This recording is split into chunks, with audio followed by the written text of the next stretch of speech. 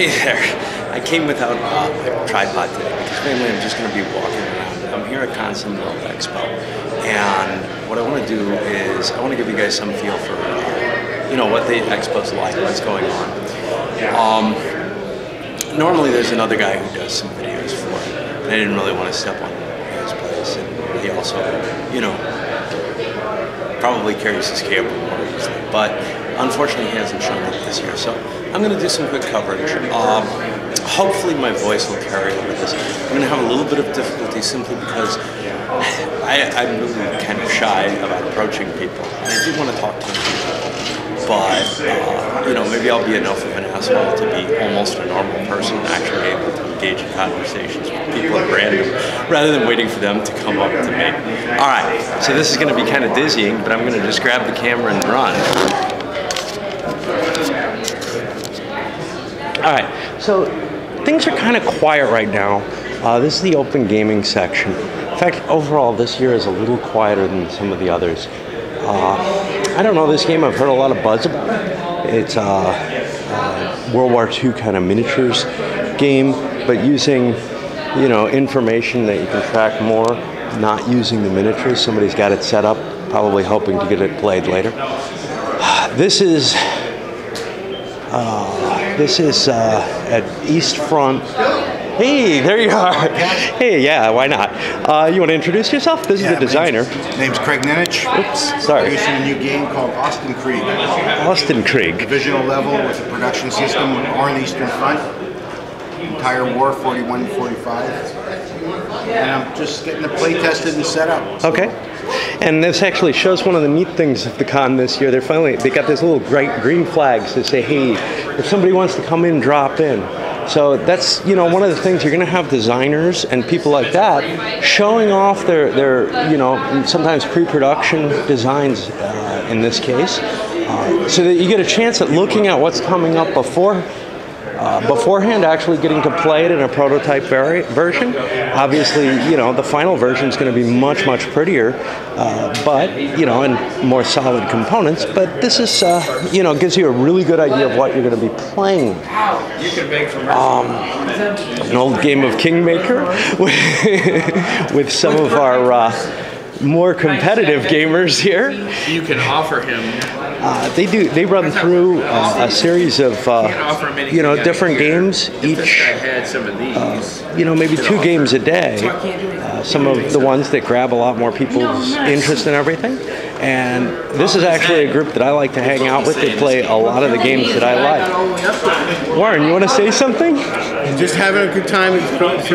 So Warren's really great, and this whole group is great at just dragging people in. If I'm wandering around being my quiet self and I don't know what I'm doing, I'm sorry if I'm interrupting. They're really, really helpful towards, hey, you busy? You want to take we got an extra seat here. A few more here. We've got Joel Toppin over here, play testing his new game that he's designing, I believe. Yeah. Okay. You got a few words you want to say?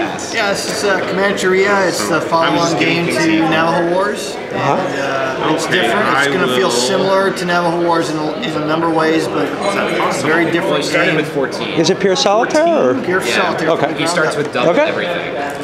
Looks cool. Your hand size was 7, so you started at 14. From tragedy. I don't want to introduce them there. This first round. They're kind of busy talking through it, but block game looks like the whole war. Fairly short gameplay, I'd assume.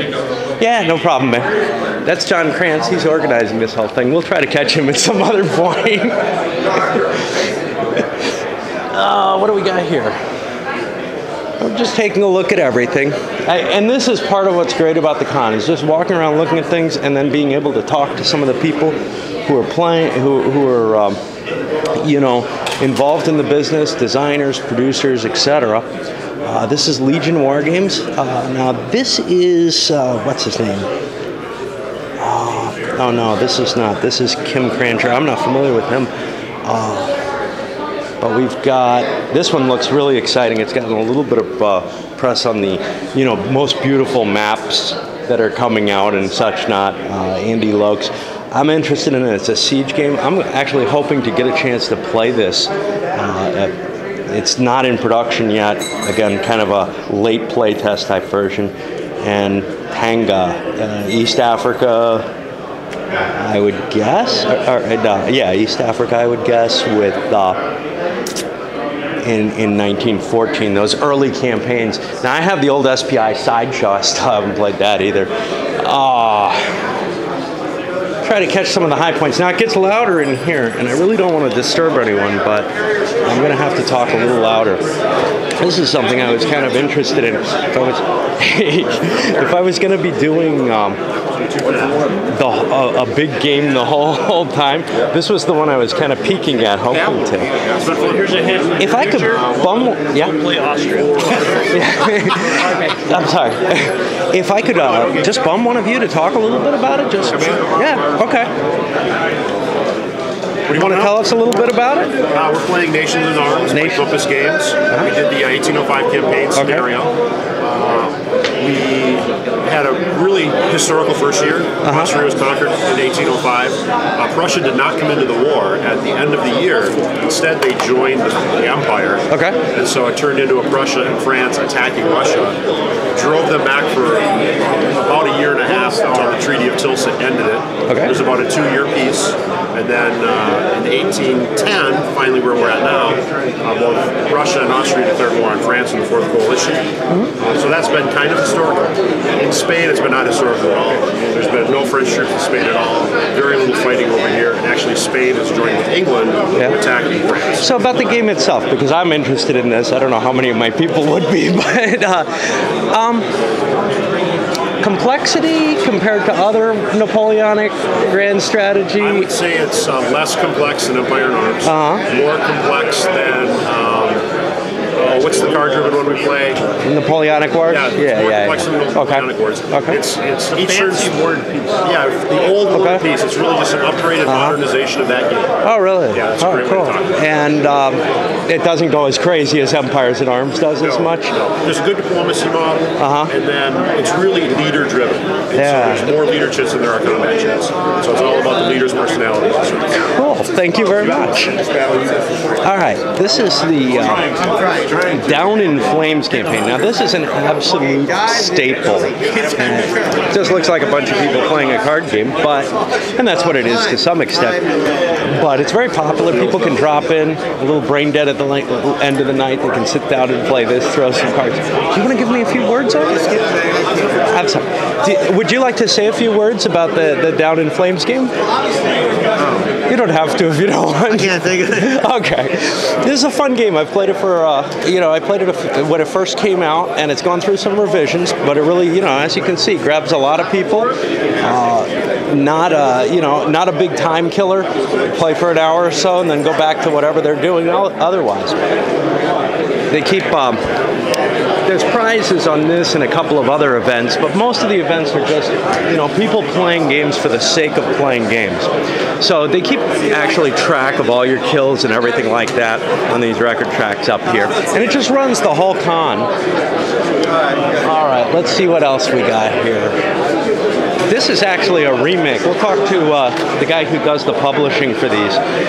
He gets the rights to remake some maps and stuff. And in this case, he upgraded the graphics, I think, for Hell's Highway, something I recently picked up. And I'm looking forward to it. I love the old Victory games. Personally, I prefer the old map, but we'll see. Maybe it's hard to use. MMPs, It Never Snows. We're going to see a lot of really big monsters here. Of course, this started out with the name MonsterCon. Let's keep walking. Okay, over here. John's company, Consim Press, puts this sucker out. The Hunters. Again, this is one of the specialized turkeys. Excuse me? And that's Silent War. Oh, Silent War. Yeah, oh, I thought Pacific. It's played with because your torpedoes were loaded. He's using the Hunter's counter right now. Oh, okay. Okay. Now the Hunters are running a campaign, though, right? John's running a regular. He's got that set up here. Although actually, this is his Night Fighter game. Okay. Well, nobody's playing that, but they're playing a modified game using the same pieces and the same kind of situation. This is in both cases it's submarine warfare. Well, it is, but it might be the other half of the cycle. Let's see what else we got here. another kind of longer number of copies of Dark Valley. Obviously, World War II. I don't know a lot about it. It gets buzz, but nothing I played. But we got 3 tables of it going. That's a lot of, that's a lot of tables for a single game here. What do we got here? One of the.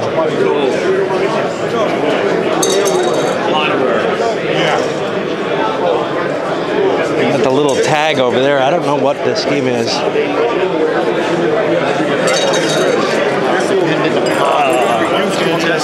GMT's balls. I don't know much about it. Let's cut back this way. Alright, back across Dark Valley here.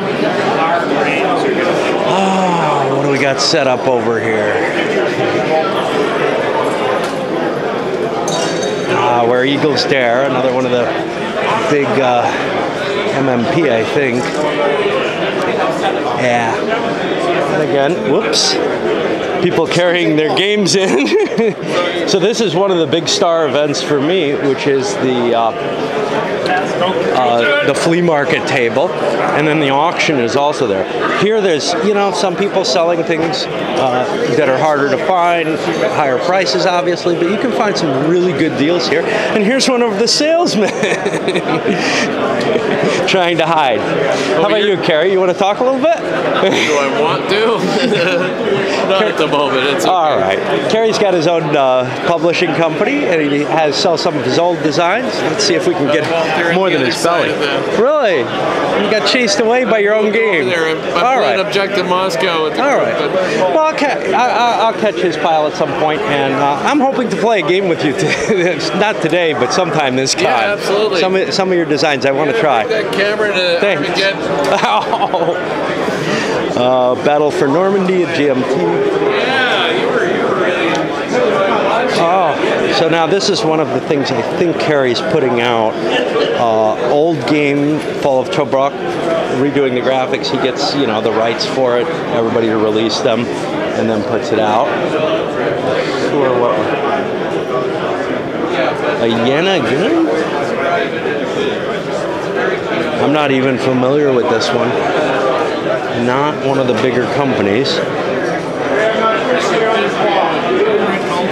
I don't even know the year on it. It's obviously fairly modern with the color and the map quality, etc. People talking over maps, etc. The big ogre game. Compulsory.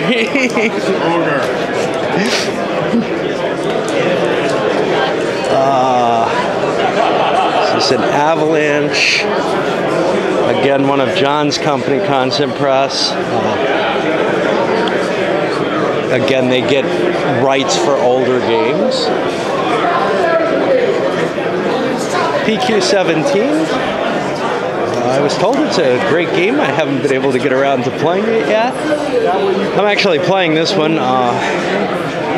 Not right now, but obviously. But it's Hoplite, giving the system a little test and then go through. Guy I'm playing with actually really wants to nail the rolls down. So, we're kind of working through it really slowly. A little different style than I do, but I'm probably learning more than I usually do.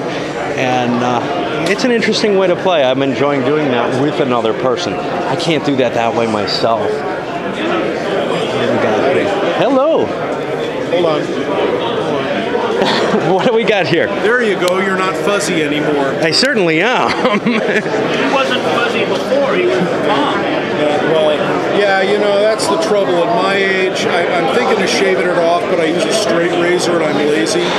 I was using one for a while, and I couldn't do it. I couldn't get it sharp enough, and I've tried everything I could with stuff I have around the house, like a belt and stuff. You know what you need to do is you go to an antique store and buy an old razor home. Okay. And a two-sided device that automatically, when you put the back of the razor and strop it on the stone, it automatically has the correct angle.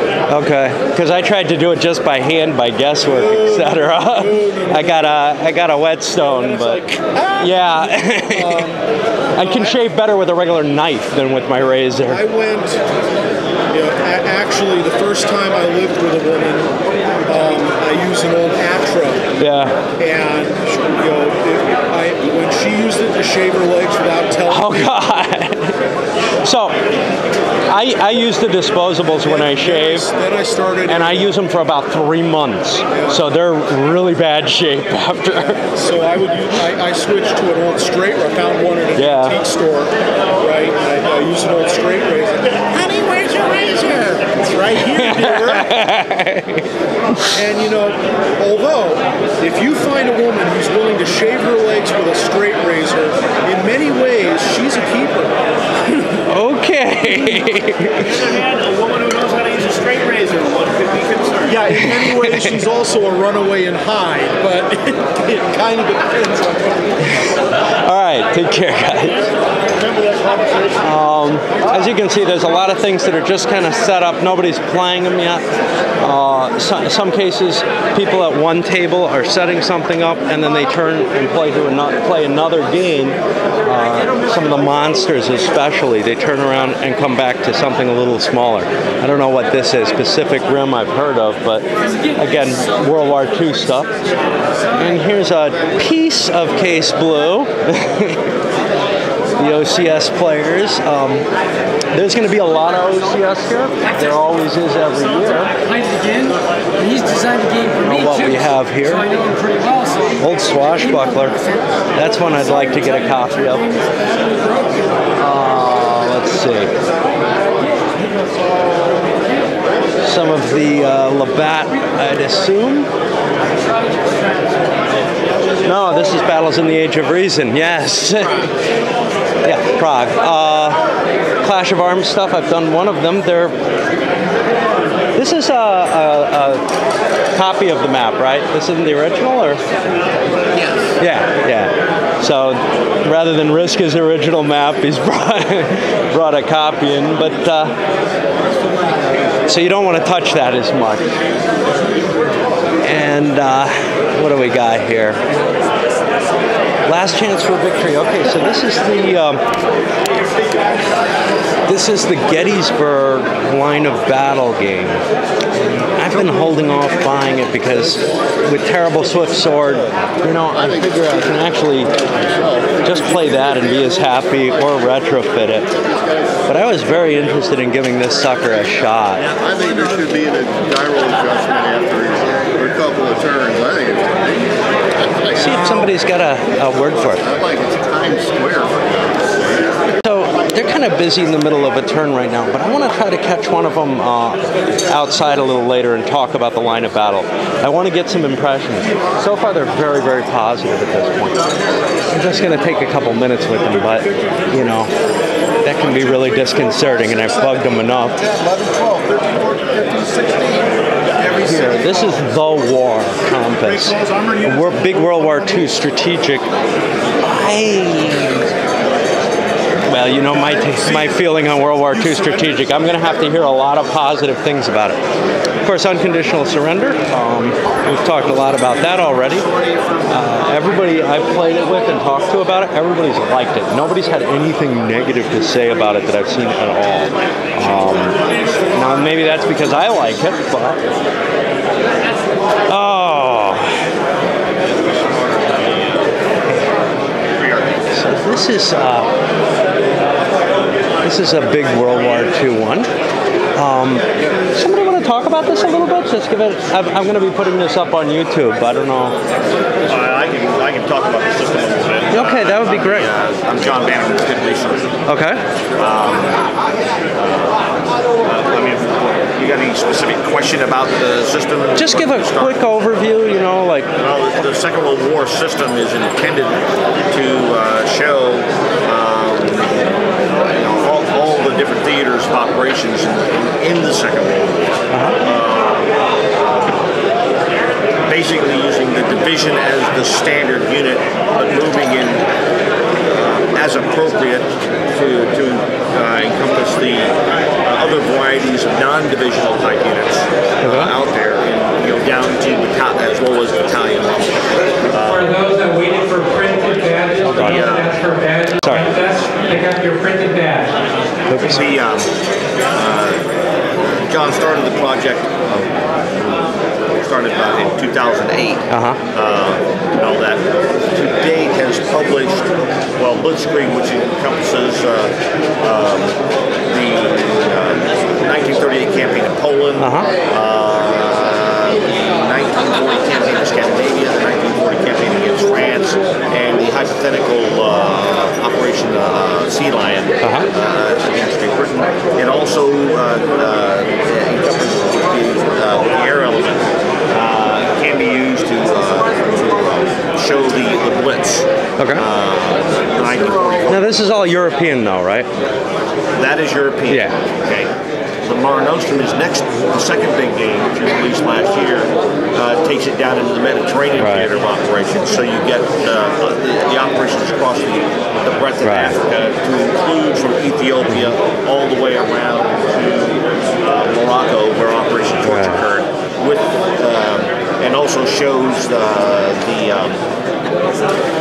forces of neutral nations like Portugal, Spain, and Turkey, along with some other nations such as the minor nations for forces for Iraq. Sure.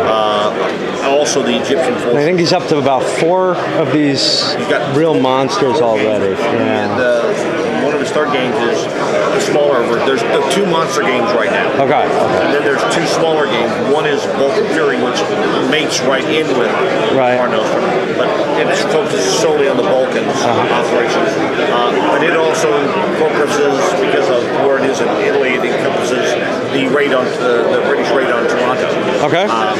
The fourth game was to show Operation Ironclad, which was the invasion of Madagascar in essentially May of 1942. Subjugation of the island totally in the September-October time frame of that same year, with a hypothetical Japanese counter-strike across the Indian Ocean. Does he have eventual plans to link all of these into something just... it would be unplayable, but in terms... From a strictly theoretical logistical standpoint, you would need a huge map. I think you'd need the room. However, it is without fail the intent that the information from Blitzkrieg will complement the information from Mare Nostrum. Mare Nostrum and Vulcan Fury are intended to although there's some things that there's some OB research for Vulcan Fury that's campaign specific that I probably would not have done it that way for the overall organization and structure of, say, the Italian Army as a then his third monster game and fifth game is Singapore. The draft maps are over there. And that's Singapore, of course, is the title of the game, and we lead one to believe that it's focused just on the siege, in 1941-42. That is one of the campaigns it includes. It includes the entire campaign in the Dutch East Indies, as far as Sumatra, Java, and Borneo go, in 1942.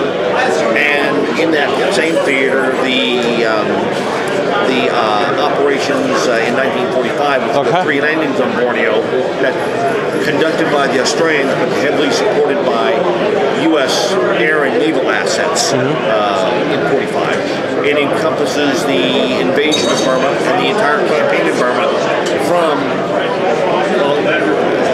the beginning of the war in the Pacific through the end of the war in the Pacific. Now, from what I understand, one of his goals is to make this not a horribly complex game, just a huge game.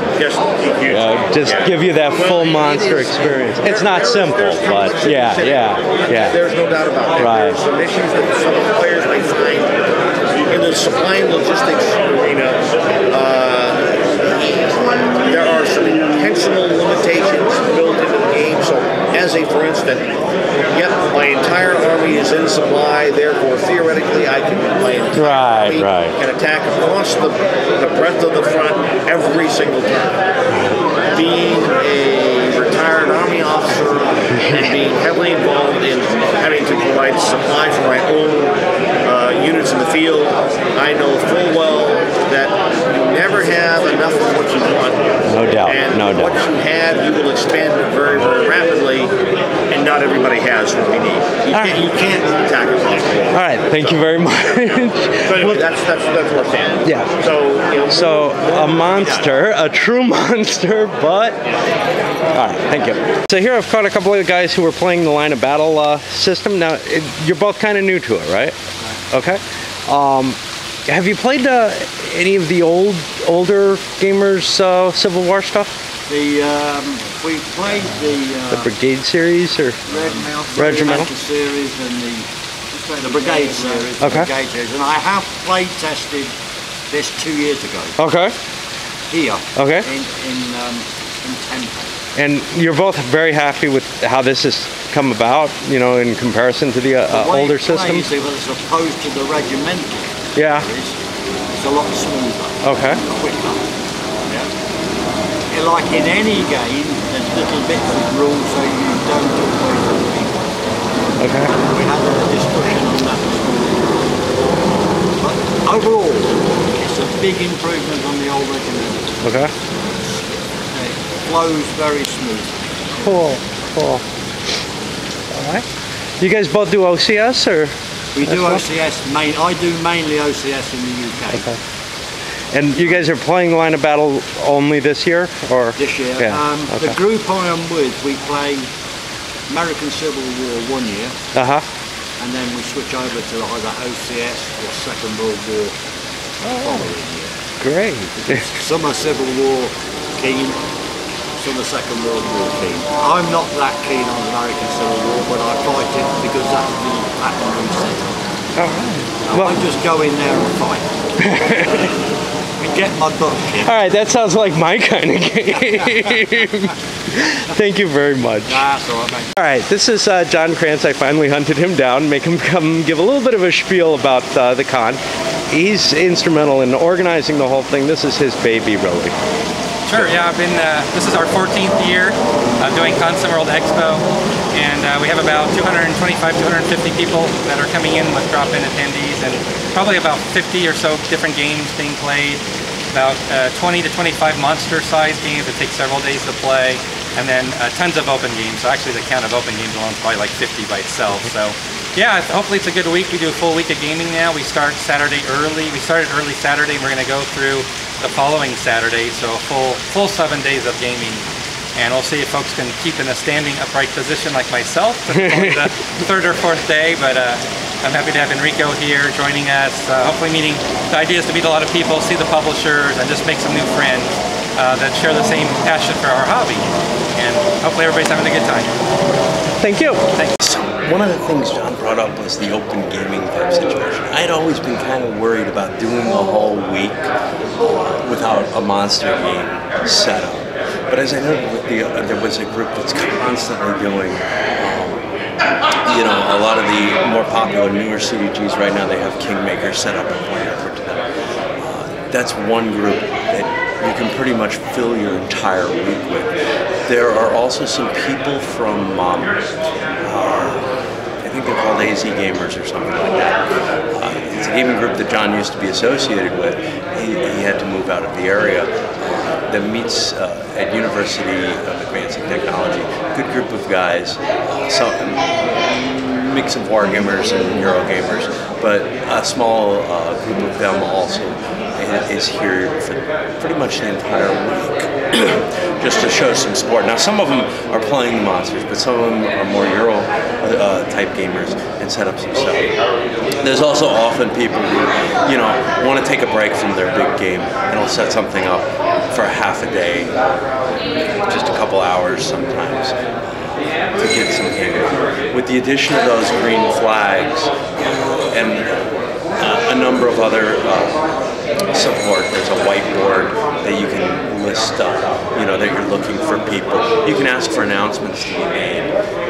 So there's actually a lot of support for the open gaming gaming side of things. And I've been having a really great time. You know, as those guys with the Line of Battle, who were playing Line of Battle, had mentioned, a lot of it is also just meeting the people. You know, meeting the people who are sharing the hobby with us, and meeting the people who, you know, are actually really involved in it. Some of the game designers, some of the developers, some of the publishers.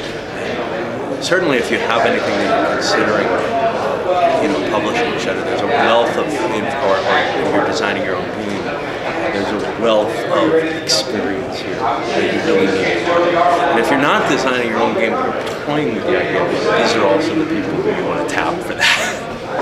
Well, I just wanted to talk a little bit about to come back and look at the games because my battery was running low. I got a different game of Hoplite going right now with Michael. I wanted to show that. Just what do we got elsewhere?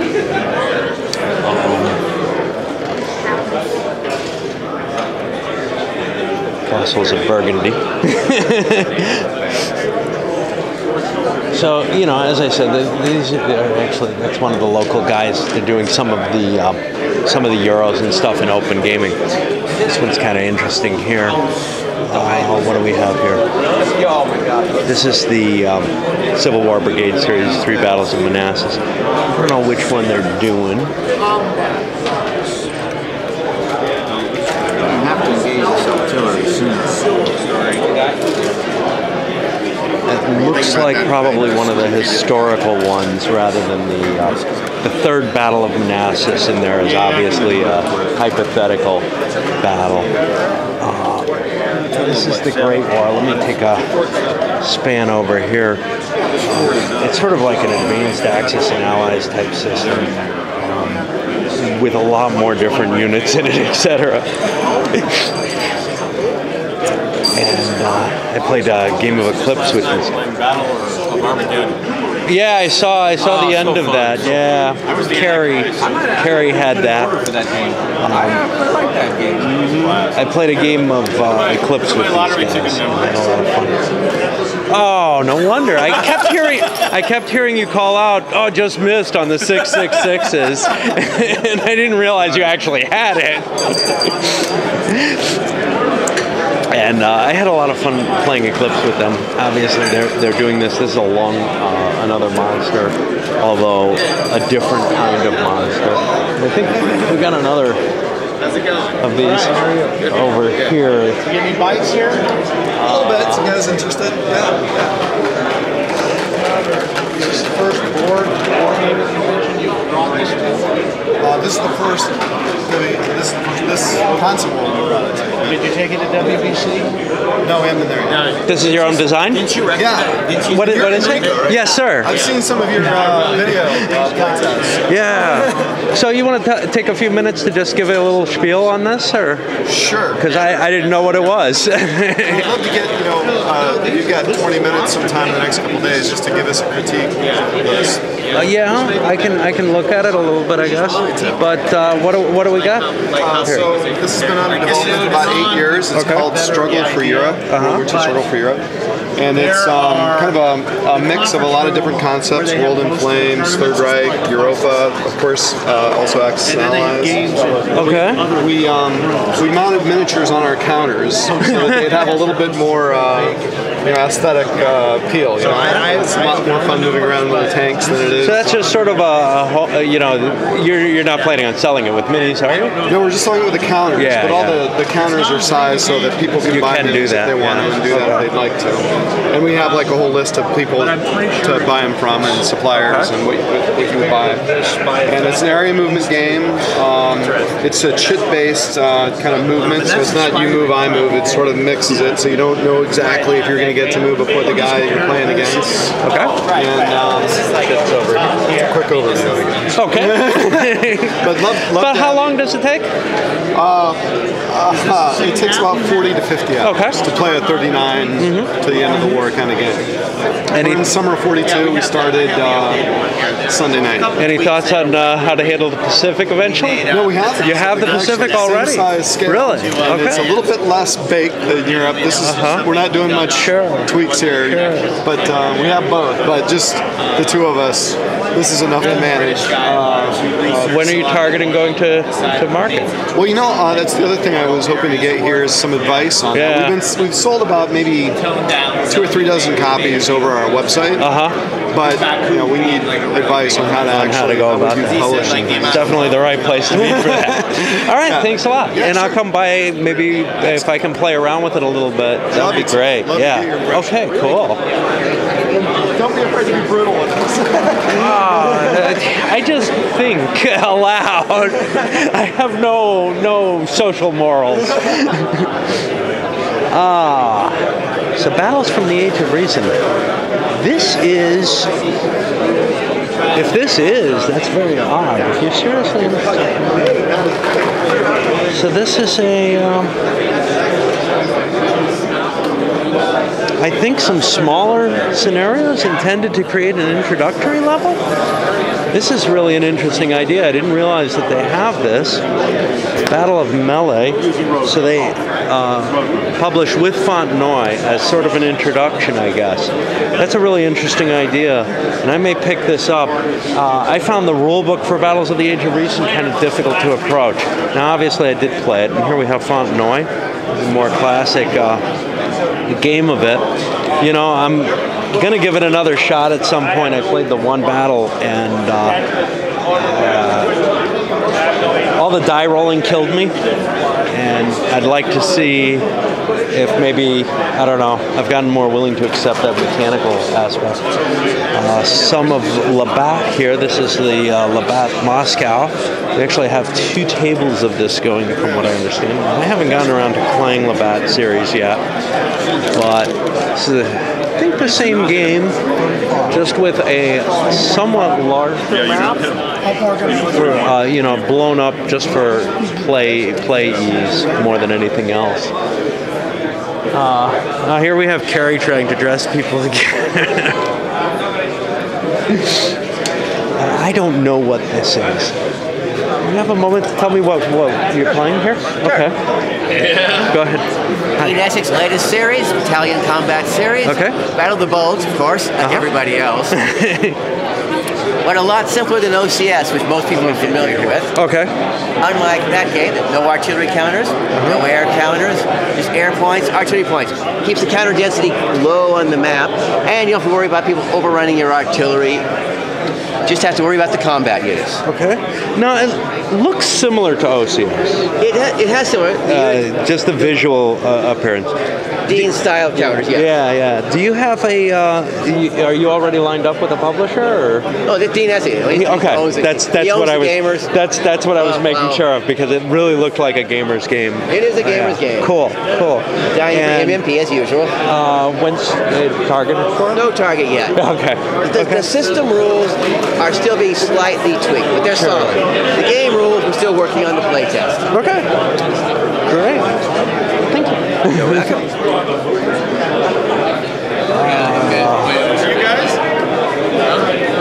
MDG is Carrie's company. This is his kind of for sale box. A lot of people were having a lot of fun. No, go ahead. I'm not with the Battle of Armageddon. A combination of sort of a war game set in the biblical end of time situation. Maybe he'll let us see it again. Why did they do that? Armageddon. We got more people playing it soon? Oh yeah, absolutely. There you go, Armageddon. Let's take a look at this, because this is really an exciting idea. Now, it may turn some people off, but you know, what he tells me is the only people who hate it are politically correct people. Christians love it, and atheists love it. You know, it's in good fun, if not good taste. Okay, yeah, you've got the Middle East.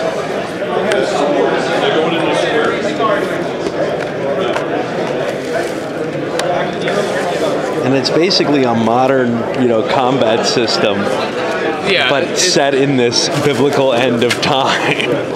So it's somewhat similar to games like Axis and Allies or Fortress America, where you're rolling dice to score hits. So as long as you score symbols that match the attacking piece, you get a hit. But what adds a lot of color to this game are all the various cards that people pick up. You've got special cards for nationalities. You got various strategic weapons, cruise missiles, more. Anyway, there's something more there. There's bombers and intercontinental ballistic missiles, more special cards, nuclear weapons, of course. But you also have apocalyptic cards that can lead to quite catastrophic results on the game. No reinforcements until the next card comes. Pieces in the desert may not move or fight for the remainder of this turn. Lose your turn. You know, it's a hilarious game. I gotta say, you know, the crowd playing it, they were so excited to see the Antichrist winning. Yeah. So it looked like everybody was having a lot of fun. And capture us in action. All right, thanks. And now over here, for some reason, there's been some older games. I don't know what Cerebus is doing on the board there, but they were playing Invasion America earlier. Now here the old Objective Moscow. Had some of the imagery. I love my old SPI stuff. Monkeys, what? And speaking of old SPI stuff, somebody's got a little game of Plot to Assassinate Hitler set up here. But you know what? They've replaced all the chits with cards, little homemade cards. That's a really nice look. I know those files are kicking around somewhere. You just log in with your first and last name with a space. Now here's one I've actually managed to play. It's basically War at Sea, Victory in the Pacific. Thanks again for the donation. Enjoy the shirt. With cards, set in World War I. Yes. He joins in the long list of people that beat me at this silly game. You want to give a few words about it? I know it's kind of a weird situation. For all you fans that like the War at Sea, Victory in the Pacific, The ownership on this game kind of mechanics of strategic naval warfare. This is a World War I representation on a strategic level of the Mediterranean, Atlantic, European side of warfare. And it's a fun game in terms of we've added cards to it, what is different from the old Avalon Hill. These cards add a dimension of uncertainty and keeps it from being the same game each time. You have variations in terms of the entry of those that did not start the war, the political rules, and that will dictate how you do your strategies. And it also, I think, really reflects the impact of submarine warfare as a commerce rating.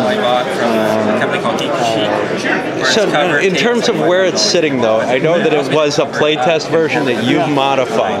Yes, I've modified some of the rules that in terms of the original designers, but I'm wanting to playtest that. That's what we've done here today, and it's been successful. I think. I agree. I enjoyed the game we played of it. Everybody is.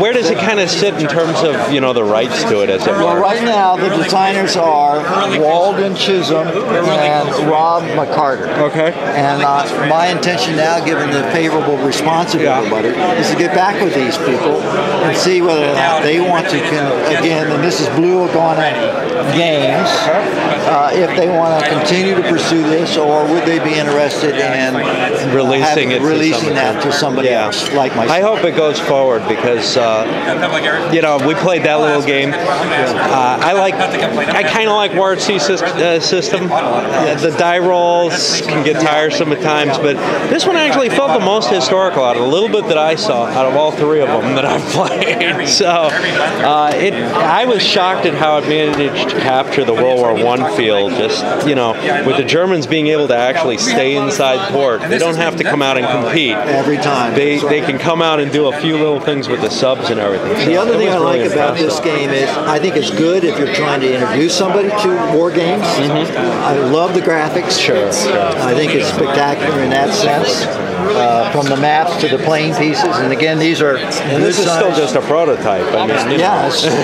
but I think they've done a wonderful job with that. And my hope is that it'll see the light of day in the marketplace. Well, I hope so too. Thank you. Thank you so much. We have something else going on here. Grania Simulations. Unfortunately, I think the designer's not here. I may come back for some chatting with him. What he's got here is one of his big games, Deathrite Curse, Light You Through, which is, of course, you know, a World War II one. He comes in. His publication also puts out some Napoleonic stuff. I haven't tried any of it. Chris Fasulo. And those are cards. He doesn't have his design list there. He does here. And we can get, you know, maybe I'll get a chance to talk to him and get some information from him. Just trying to give you the overview of all the stuff that's being played. Here's some of his other stuff. I don't know. Beach Black. And then here's some of the Napoleonic stuff. Obviously, I'm more interested in the Napoleonic. Everyone else is. Flood the river. I think he's here. Hey, Chris. How are you doing? You want to give me a few words about the game? What do you want to know? Well, I'm just catching intros from people who, you know, have their designs on the board. If you can, you know, tell me, say, a 2-minute spiel or whatever as to why people should want to try this. Oh, you even want to record me? Hey, I'm putting you. My voice is terrible. I'm putting you on the best YouTube channel there is. So this is released now. It got released in mid-April. So really, this is a very tactical game, but it gives you an operational perspective because it's fought on the real terrain. Okay, so you've actually got real objectives that the commanders had. You have a ton of interaction between units in terms of opportunity fire or deciding on how to make your advances or how to defend.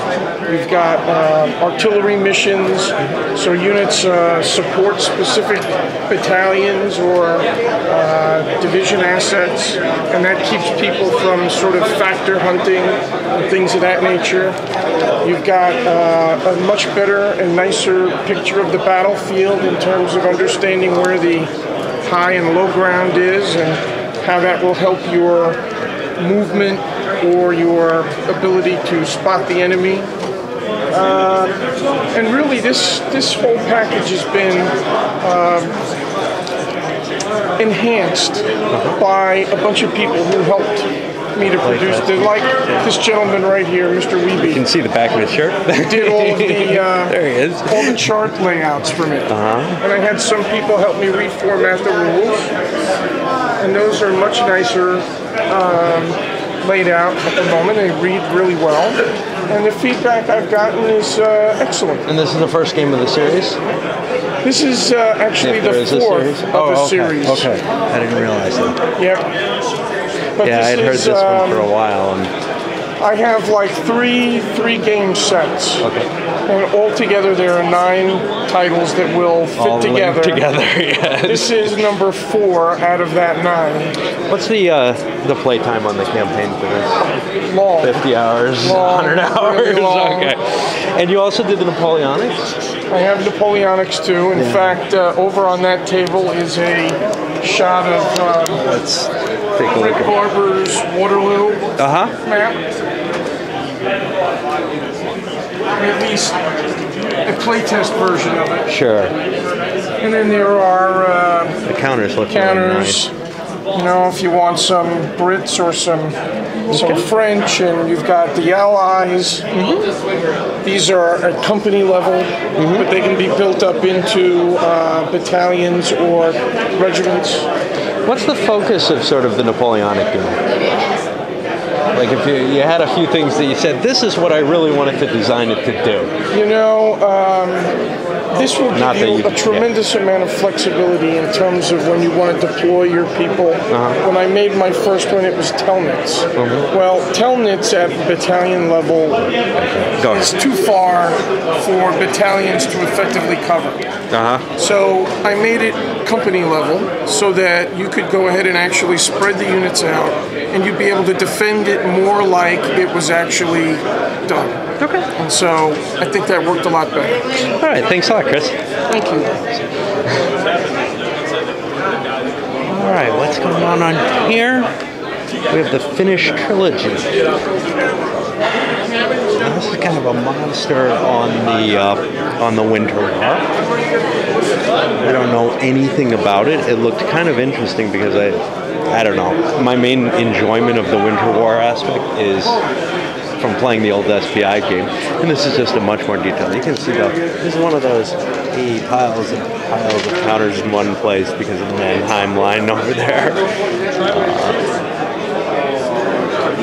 And we have the old Joe Miranda Ancient Wars being played here too.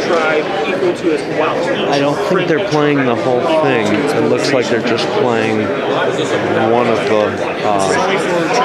of the maps or something. Maybe the Caesar and Gaul. I'm not sure. Hey, which scenario are you playing? It doesn't look like you're playing the whole thing. We're playing just the introductory scenario of Caesar and Gaul. No, it's this is the Britannia. It is Caesar and Gaul. It's but it's the intro of it. Yeah. Okay. Yeah. Right. We're just slowly working our way into the full campaign. Okay. Yeah. Have you guys played the full campaign before? No. Yesterday was the first day I did one of the Germanian scenarios. Okay. So yeah, I've played a couple of them, but never did the whole thing. Haven't got them all yet. We'll be on the Roman Civil War sometime tomorrow. Cool. So we'll do the whole cool. All right, thank you. It's in its own box. Excalibur put out a combined version. That's interesting. I didn't know that. All right, Atlantic Wall. Let's not bother these guys too much, because of course nobody watching these is too interested in World War II stuff. But yeah, this is again homemade maps for whatever reasons. In fact, the way people are able to home publish or whatever is really wonderful. So you don't even know. This is, I guess, the Decision Games version of Atlantic Wall here for the counters, etc. But in order to prevent it from mattering. Okay, here's Labatt of Dresden. As you can see, it's got a somewhat different map than the other Labatt games. I guess they're not set up in here yet, and that's strange. We're a couple of days in. I don't know when they're going to show up. Oh boy! Now we got a huge one. We got War in the Pacific. Now, they've got the map spread so that people can actually reach everywhere on the map. It doesn't make much difference to...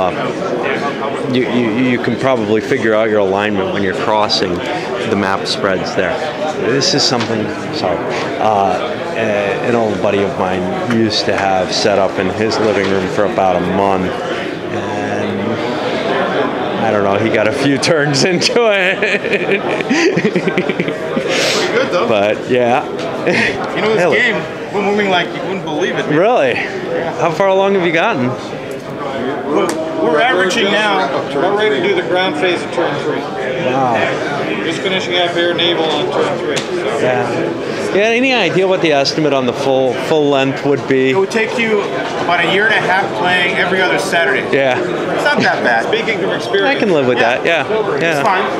And this is the original, actually, isn't it? Yep. Sweet. The advanced one is good for scenarios, the new one. Yeah. The campaign is very tough. It's just too big, isn't it? Yeah. It's too slow, I mean, this is big enough. Oh, yeah.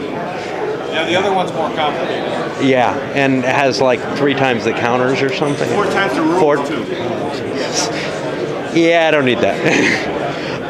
Played it a few years ago, though, here. Yeah. Once. I'm still trying to work my way up to Mark Herman's Empire of the Sun? Pacific War. Oh, okay. I just... He's talking about working on that. Yeah, I know. I got the old one, you know. Just haven't gotten around to playing it yet. Nothing wrong with that. Yeah. The original one? Now, if you've watched my stuff, you've recognized I've done Wilson's Creek before. The old Great Battles, the second variant on the Great Battles of the American Civil War. Fun game. Maybe the first game I think I got on my scenario, in my subscriptions. Looks like another Pacific War here.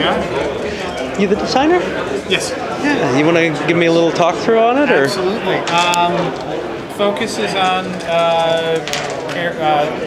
Air Sea. What is the name again? Beneath the Southern Cross. Beneath the Southern Cross. The main focus here, obviously, is the Solomons. Inspired in large part by the old flat top, but with a little bit more, taking the focus in a little bit more, 14 nautical miles per hex. Dealing obviously with air operations and fueling, especially with it, being aware of fueling for your naval forces. There's a ground component, but it's pretty abstract. Except that I didn't just put ground points in because people will get upset if the 1st Marine Division isn't on Guadalcanal. So the ground force is in fact called the 1st Marine. You know gamers, they're going to get upset by that. 4 operational turns per day, each divided into 6 air impulses and 2 naval impulses. Ships are rated for up to maximum speed, but the system is designed to reward using cruising speed as much as possible. So now, when is this targeted for? Do you know? Or is it I'm still hoping that there will be a contract this week for the publisher, and then the normal development process. I'm at sort of like the 90% level on everything, and it's just finishing up the tedious little sets of rules and the this, that, and the other thing. But it's good to go. So hopefully we'll see it in a couple of years. Yes, that would be cool. Cool. Let's take a little bit more view in here. Just catching more of the... And ending up with some dream modules, including adding on to Fiji and Samoa. Just because I'm north of that way. Cool, thank you. You're welcome. Let's see. And I think we've worked our way through just about everything. I may not have taken... Oh, no, I have not. I saved the most interesting for last. Okay, so some people are playing Empire of the Sun here, but what we got here, as I said, most interesting for last. This is Richard Berg's Conquistador being redone. Somebody want to give me a few words about it? You know, it's been an interesting process of changing some of the rules and working with Richard, and you know, we're very encouraged how this has turned out, and the opinions have been generally very positive. We've gotten some good suggestions, and you know, we're getting very close to putting this thing ready for print. So. And you were hoping to go in like 90 days or so? Approximately. Yeah. So I gave a play to this. I really enjoyed the fact that it's fixed a lot of the historical inaccuracies that I had with the original. It looks like a more abstract game without the hexes and all that. But actually, by putting it as an area-based and some of the other changes that were put in play, I feel like it got rid of a lot of the things that really kind of, I don't know, stuck in my craw when I was playing the old game. I got my ass handed to me real early by the events deck. One of the things with this is it's got severe weather areas. It's got cards. It's got cards. Obviously, this is a prototype version still. You'll be seeing, whenever it gets published, a better quality card, certainly. And everything's still in a little bit of flux, but in fact, it is real close. We kicked around a few new ideas after today. So keep your eye out for Conquistador from Heritage Games. Thanks. Thanks a lot. And I think I missed Barbarossa here. Who cares about World War II though, right? This is our resort-like setting here. I realized I forgot to talk about the dealer's rooms at all. And well, if I remember, I'll try to order things into, you know, so that this doesn't end up completely out. But let's take a quick look at what we've got. They're taking 2 rooms this time. This is kind of what we got just available here in terms of most of it's actually the companies themselves here.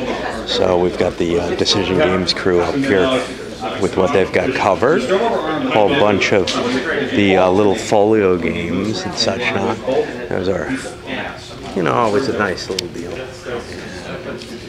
Yeah, same system. But what I like about Legion Storm was it wasn't quite as dense. Games available. Quite as much. And then being a little simpler actually made it a better game. Grab some of these. Sorry. It's okay. Good, very good. Someday we'll see some on the table.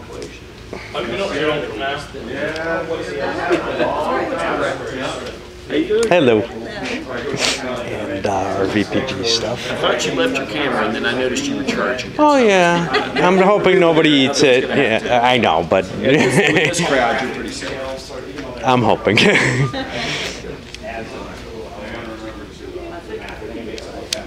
Doing a deal down here is $8 off the subscription. Some Paper Wars. How many issues? About a quarter. 4 issues. Over here, War Diary. So if I subscribe down to buy the first issue, then By Revolution. 4 issues. Yeah, you can start it with 1 if you want, or Are you going to be demoing anything? subscriptions for 4. Or gaming something with me if I you did wish? demo 2 already. Yeah. Want to start it with number 1. If you'd like to play, if you're available and want to play today, I would love to get a shot at playing I'm good. one of the non-World War II things. None of the non-World War One of the non-World War II. I hope you That do. makes it Let me know. because You don't have anything. I have 2. Yeah, no, I know that. So- I know. Well, Sharon too, no? It's World War II. Oh, I thought it was the World War I one. Oh, okay. Air treat. Yeah. So it's Washington's Crossing or Hastings. Yeah, we can do Yeah, I mean, if you're comfortable with either one, I'd love that. Right. But Well, no, I haven't played Hastings with anybody yet. And I brought punched copies and I'd love to. I would like to. It's our latest release. It only plays in about 2 hours. It's simple to teach. We're talking Cool. Yeah, it really was. There's the counters. Okay. Actually, she tells me I signed my autograph too much on my check. There's the Nice map. little map, yeah. This is like a mini game. I would like that. Yeah. 2 hours of Hastings. That would be just about perfect for a little short one. Now, Ted, of course, goes for the chip pull games. Yes. All right, I'll catch you later then. I just sold. And they give us water and little bits of candy to play with, and of course I want some candy. Go to the other room. On this side because it's a little quieter. More water and candy. That's the way die cut is. Because Jeremy says we not got on the. And this is sort of a desktop publishing company. I don't PRP. That's way down. The training is way down. The Japanese have more fuel. Their training level. Just plain war game encounters. Some of the stuff they have available here. It's a good counter, yeah. And I've got a guy working on War Plan Orange.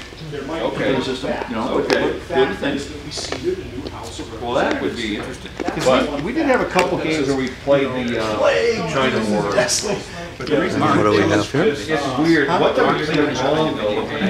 no, don't worry. I just want to catch a shot of what's in the dealer's room, what's available.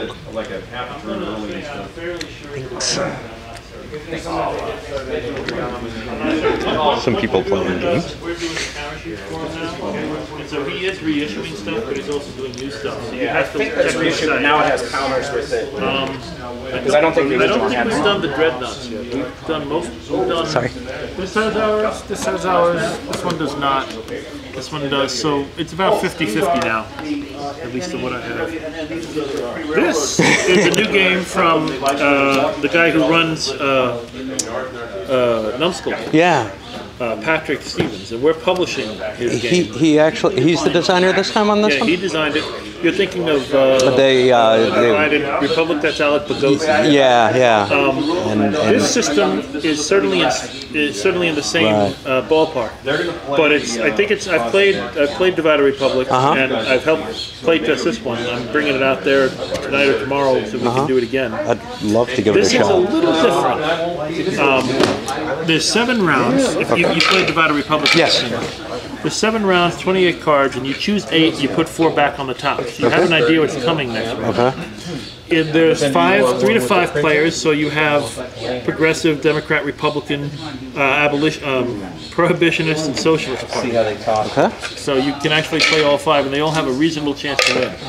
And this is not out yet? No, it's not. It'll probably be early next year. Cool. It's getting close. We've got it developed. I love this kind of game. I really like it. It's really tight. It's really, it's like an election, you know? If I have 10 cubes in here and you have 8, we're going to draw. Yeah.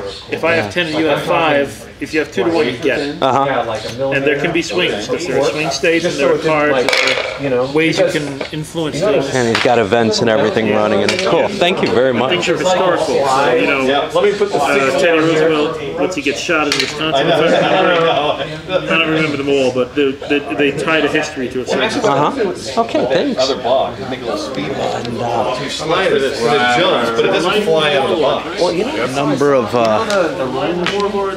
different situations in here. Just a whole bunch of different types of games in terms of era. Whole war on a box game. See something good? Point-to-point type game. I have this game. Learn how to play it? Well, no, it's not a hard game to play. All right, let's go play. The main issue is finding people to play it. Welcome back. Bye. Sorry.